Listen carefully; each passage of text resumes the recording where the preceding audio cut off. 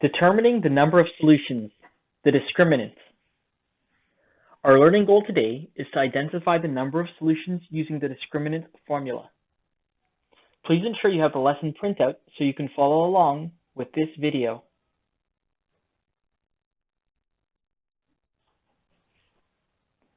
Solving equations in vertex form. Before we get to the discriminants, let's practice solving equations in vertex form. If we are given the vertex form, y is equal to a bracket x minus h squared plus k, we can solve for our x-intercepts algebraically without using the quadratic formula. I've outlined the steps over here on the side. So step number 1, it says, remember, we are looking for the x-intercepts. This is when y is equal to 0, so we set y is equal to 0. Here in this equation, we can see y is already set to 0. The next thing we have to do, step 2, is move the k value over to the other side and divide out a if required. Okay, so we're going to move this value over to the other side, and we're going to get something that looks like this. X plus 1 squared is equal to positive 16. It went from negative to positive because it switched sides over the equal sign. And then, step 3, square root both sides. Remember, this gives us a plus and minus, so we have two equations. So we're going to square root both sides, and we're going to get x plus 1, and we're going to get plus or minus 4. Now, we would get plus or minus x plus 1, but we don't have to worry about that. We only have to consider it on one side, and so we'll consider it on this side with our number. Okay, and now we're going to split this up into two equations. Either x plus 1 is equal to positive 4, or x plus 1 is equal to negative 4. And now all we have to do is move our 1 over to the other side in both cases, and we can solve for our x. In this case, we're going to get x is equal to 4 minus 1. So x is equal to 3. So that's one of our solutions. And our other solution is going to be over here. So we're going to get x is equal to negative 4 minus 1. So we're going to get x is equal to negative 5. So these are our two solutions, which will make our equation 0. And these are our x-intercepts, right over here and here.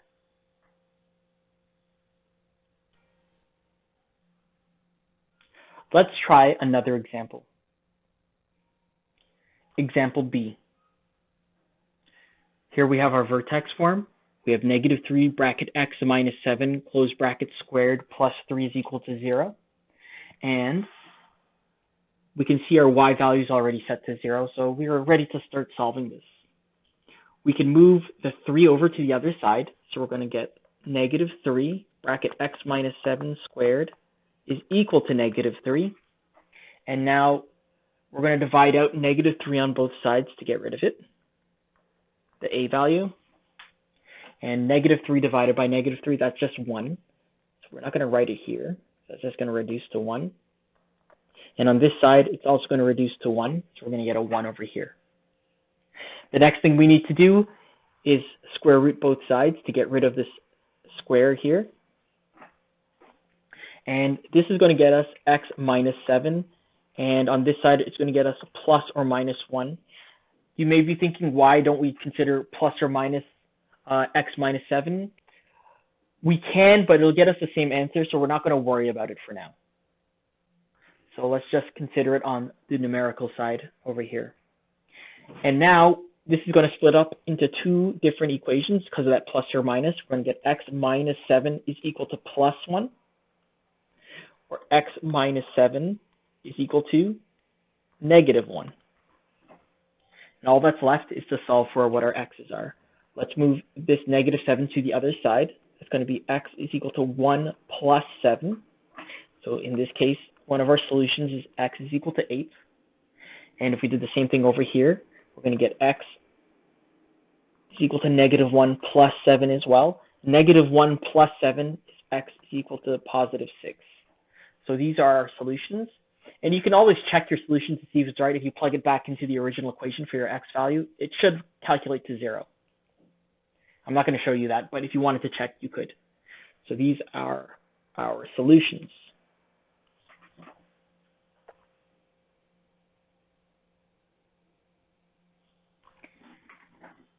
So as for solving these equations, what we're looking for is the x-intercepts, and these are our solutions to our quadratic relations. For quadratic relations, there are three possible cases for the solutions of x-intercepts. Okay, so there's a solution that looks like this. So whenever our parabola just sits on or hangs from the x-axis, there's only one point where it touches the x-axis. And so we would say that there's only one possible solution for this quadratic. So one solution where vertex sits on x-axis.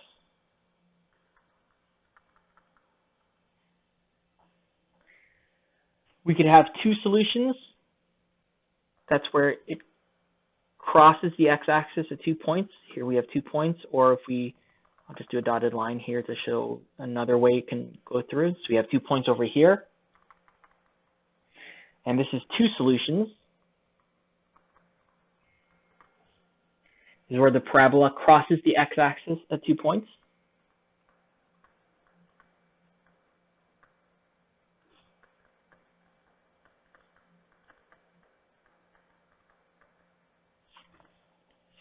Or it could have no solutions.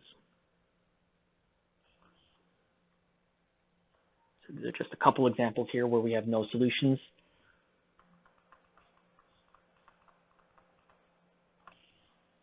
And this is where it does not cross the x-axis.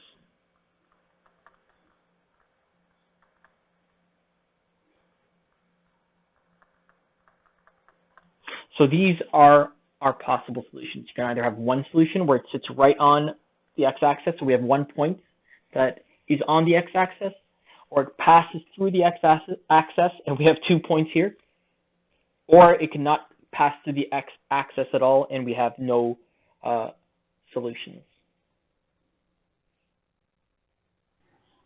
In factored form, we can determine the number of solutions by listing all the possible solutions. Okay, so let's look at all the possible solutions for this one. We have y is equal to 1/2 x minus 1 bracket x minus 8. So we know when we're solving for our x-intercepts, we set y to 0. So y is equal to 0. We have 1/2 x minus 1 bracket x minus 8. And really, we could divide out the half on both sides. So we're really just looking at our factor brackets. So either x minus 1 is equal to 0, or x minus 8 is equal to 0, and we know how to solve for this. We just have to move the 1 over to the other side. We're going to get x is equal to positive 1, or x is equal to positive 8. So these are the solutions, and we can see here we have two solutions. So we have two different solutions here. And if we scroll up, we can see it would be this middle case here. So this one has two solutions. So we know that our parabola is going to touch the x-axis at 2 points.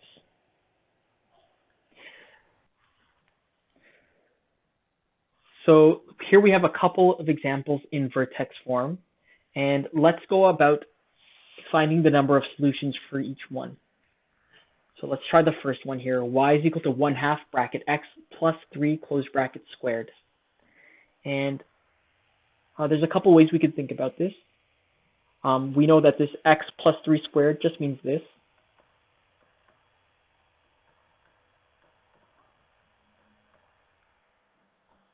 And we could set y to 0 to solve for our x-intercepts. And we just have to solve for each factor bracket. So we're going to get x plus 3 is equal to 0, or x plus 3 is equal to 0. And if we move the 3 over, we're going to get x is equal to -3, or x is equal to -3. The exact same solution. So really, for this one, there's only one solution.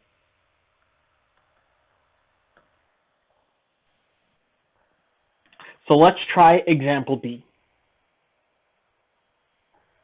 So we have y is equal to -2 bracket x minus 1 squared minus 5.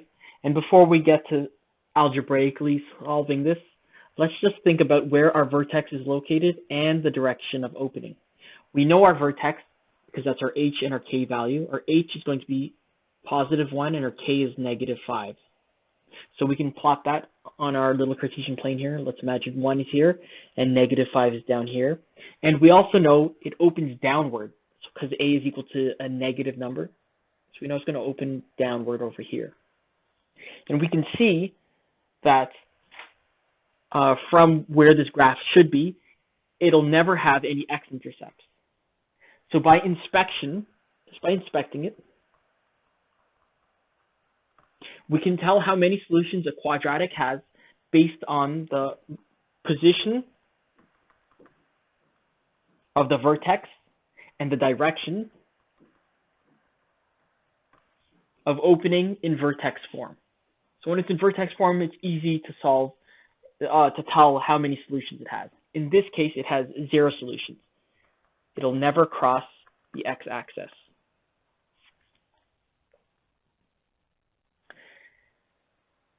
Let's look at example A again, and we know it's in vertex form, so can we use the same idea here? We know the h value is equal to -3, and here we don't see a k value, so we know k is equal to 0. And if we were going to plot this on our Cartesian plane, so you know the x value, so let's just write the vertex here, -3, 0. So we know the x value is -3. We know it opens upwards. And we know the k value is 0, so it can only have one possible solution, and that's where it sits on the x-axis there. So in vertex form, it's easy to tell how many solutions we have based on the position and the direction of opening. But you can always calculate it, as we've shown you before, to see how many solutions there are and what the solutions are.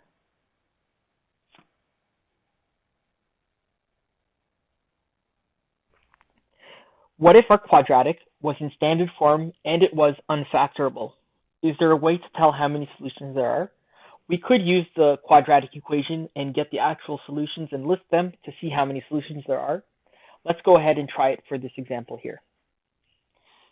We know our a, b, and c value are -3, -8, and +1. Okay, and we know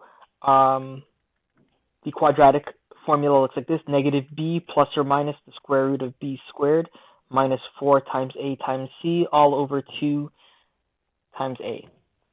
So let's start plugging in some values into this formula here. We have -b, and b is -8, plus or minus the square root of b squared, which is -8 squared, minus 4 times a, which is -3, and c, which is 1, all over 2 times -3. Okay, and so let's continue. Let's start simplifying. We have this double negative sign here. X is equal to +8. And we have plus or minus 8 squared is going to be equal to 64, -8 squared. Then we have -4 times -3, which is +12 times 1. So we're going to have +12 over here. And then 2 times -3 is -6. Okay, and now we can simplify what's underneath the bracket, the 64 and the 12. So if we add those together, 64 plus 12 is 76. So we're going to get x is equal to 8 plus or minus the square root of 76, all divided by -6. And at this point, we can turn it into our two equations. We have x is equal to 8 plus the square root of 76 divided by -6, or x is equal to 8 minus the square root of 76 over -6. Okay, and we can solve what the square root of 76 is. We just plug that into a calculator here. The square root of 76 is 8.71. So we're going to get x is equal to 8 plus 8.71. or x is equal to 8 minus 8.71, and these are both divided by negative 6. So let's just plug these into the calculator. 8 plus 8.71 divided by negative 6. So x here is going to be equal to negative 2.785. And on the other side, 8 minus 8.71 divided by negative 6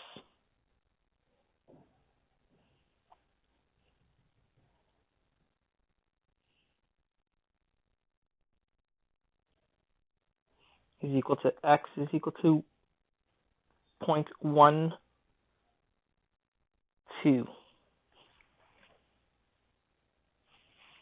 Okay, so these are x values, and we can see we have two of them, and hopefully if you did this along with me, you got these same values.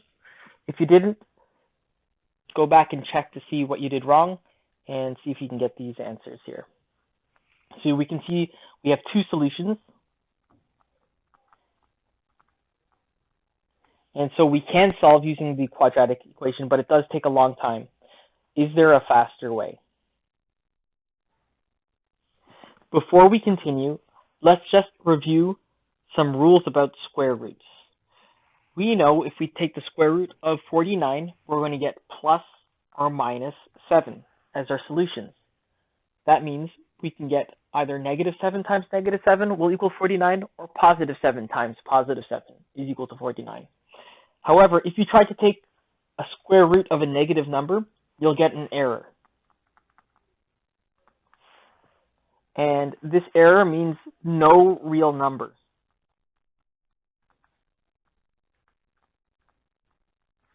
Or NRM for short.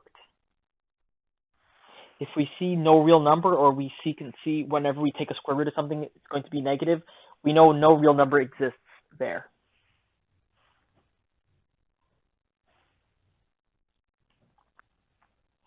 That being said, let's move on to the discriminant.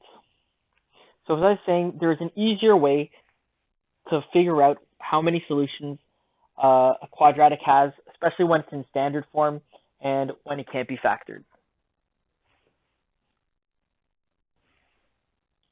So if we're in standard form, there's a special formula that we could use which tells us the number of solutions.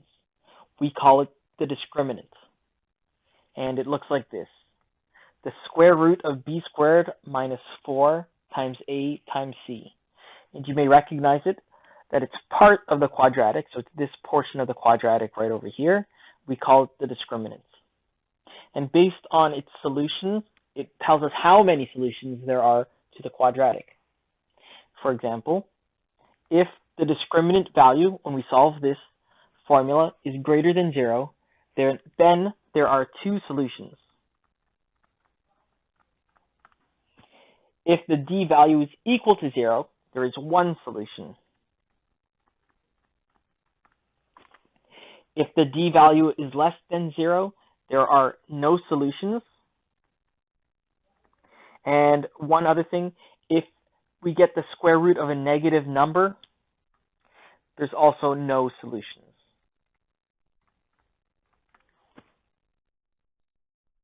So let's take a look and use the discriminants. So let's try example 3 here, which asks, state the number of solutions for each of the following relations. Now, because it doesn't ask us for what those solutions are, we don't have to actually list what they are. We just have to tell you how many there are. And we can use the discriminant to do that. So the discriminant is equal to the square root of b squared minus 4 times a times c. And so just like the quadratic formula, we could just list what our a, b, and c values are. In this case, a is negative 1, b is 4, and c is negative 4. And so we could just put those into our equation. The discriminant is square root of b squared, which is 4 squared minus 4 times a, which is negative 1, times c, which is negative 4. Okay, so this is all underneath the square root sign. And so we can start simplifying.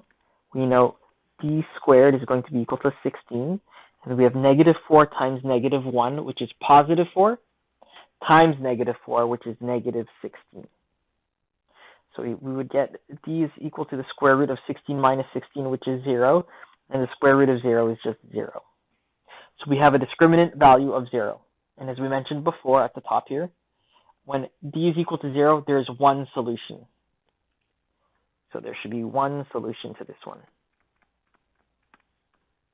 We don't know what that solution is, but we know there should only be one. Let's try B. Okay, so let's list A, B, and C. A is equal to 4, B is equal to negative 3, and C is equal to 2. The discriminant is equal to the square root of B squared minus 4 times A times C.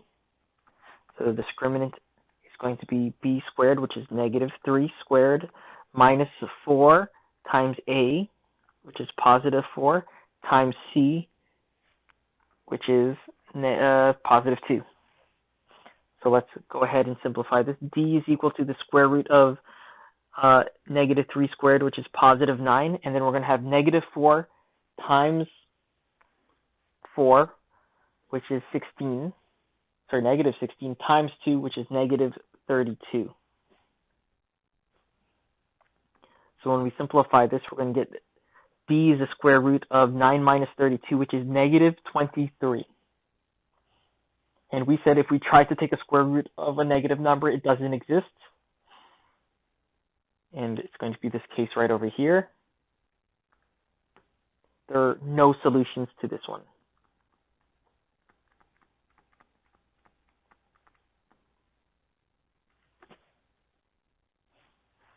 And let's try example C.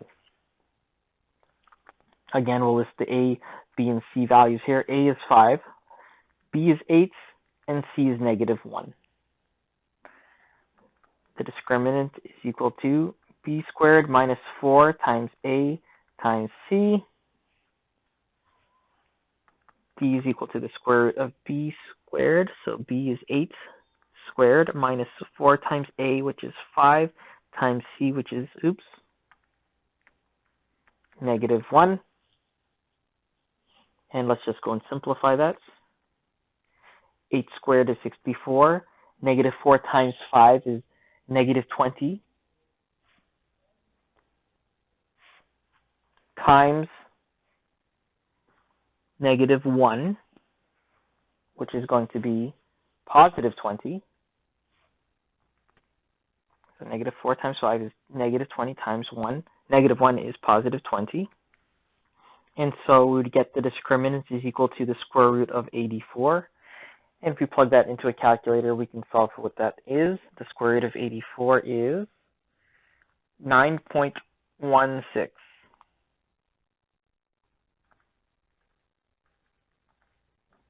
And of course, the discriminant here is greater than 0. And so looking at our key up here, if it's greater than 0, then there must be two solutions. So there are two solutions to this one.